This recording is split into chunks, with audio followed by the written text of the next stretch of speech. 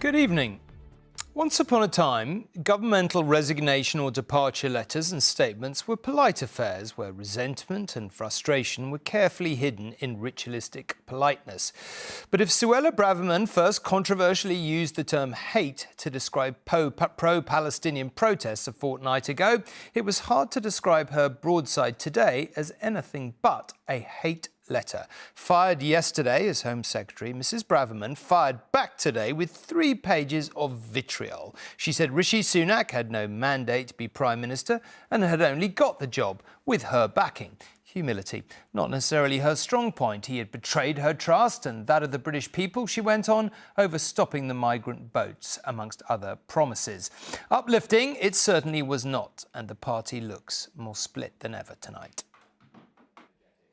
A new-look cabinet with even a former Prime Minister looking on. Rishi Sunak was hoping today would be a fresh start, with his brand new team all singing from the same hymn sheet. Our purpose is nothing less than to make the long-term decisions that are going to change our country for the better, and I know that this strong and united team is going to deliver that change. A seemingly not so subtle dig about the outspoken and outgoing Home Secretary, who today finally responded to being sacked, and she did not hold back. In a scathing 3-page letter, Suella Braverman says to Rishi Sunak she accepted the job as Home Secretary despite you being rejected by a majority of party members during the summer leadership contest and thus having no personal mandate to be Prime Minister. She goes on and talks about the political pledges they made together and says, "You have manifestly and repeatedly failed to deliver on every single one of these key policies. I must surely conclude now you never had any intention of keeping your promises." She then says, "You opted for wishful thinking as a comfort blanket to avoid making hard choices," and concludes by saying the Prime Minister has been uncertain, weak and lacking in the qualities of leadership this country needs. It is a devastating letter, indicative of a divided party. Today, a group of Tory backbenchers raised concerns about the reshuffle, worried that Suella Braverman's sacking was an indication that the Prime Minister had changed direction.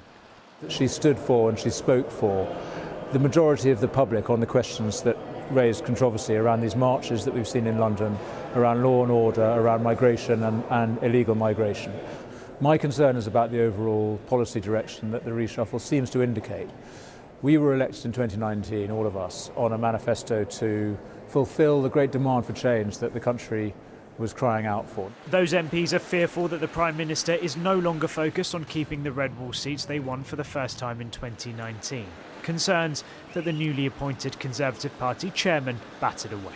Well, as a Red Wall MP and North of England, a party member ever since the early 2000s, I've always campaigned right across the country, and we're going to need to win votes in every part of the country. The Conservative Party is the only party which stands in elections in every part of the United Kingdom, and I want to win everywhere.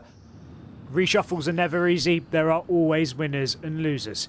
But the implications of the decision to sack the Home Secretary could come back to haunt Rishi Sunak. Shihab Khan, News at 10, Westminster.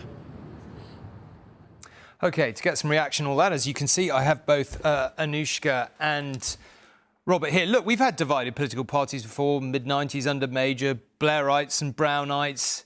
It feels like this is something more. They really seem to dislike each other quite viscerally. Is that fair? And we've got big things coming up, even big judgment tomorrow. What's your take on it? Well, it's the toxic combination of very big differences of ideas, of ideology, of dogma, and, of course, rampant ambition on both sides. One wants to remain Prime Minister, the other one wants to become Prime Minister.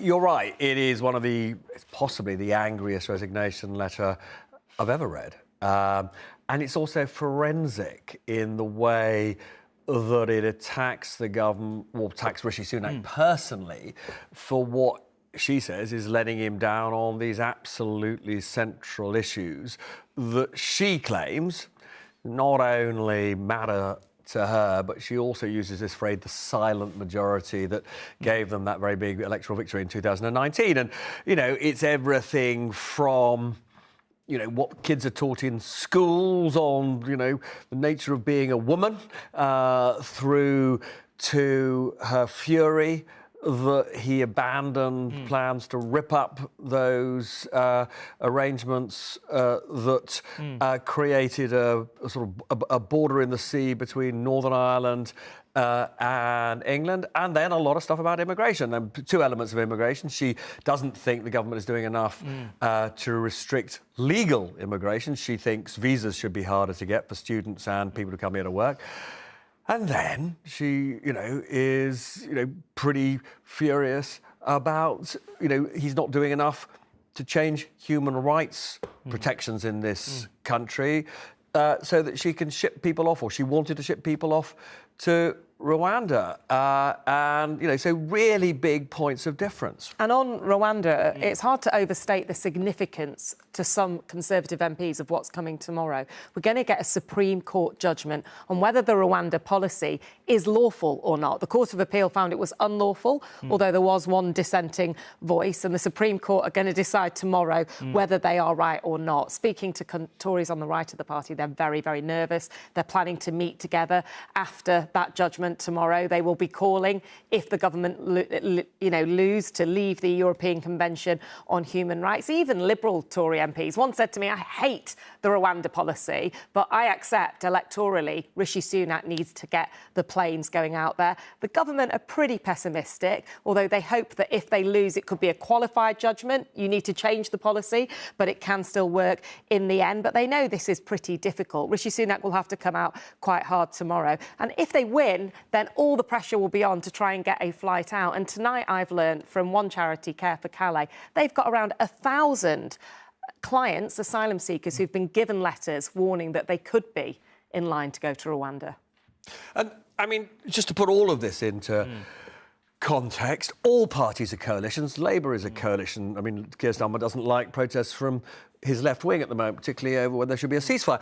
But, what Rishi Sunak wanted to do with his reshuffle, sacking Suella Braverman, bringing in David Cameron, was to at least bring unity to his cabinet. Now, he may or may not have achieved that. We'll see in the coming weeks. But the one thing is absolutely clear is he's sown much greater disunity on the backbenches. And winning, or at least even closing the gap with Labour against the background of this kind of civil war, it's impossible.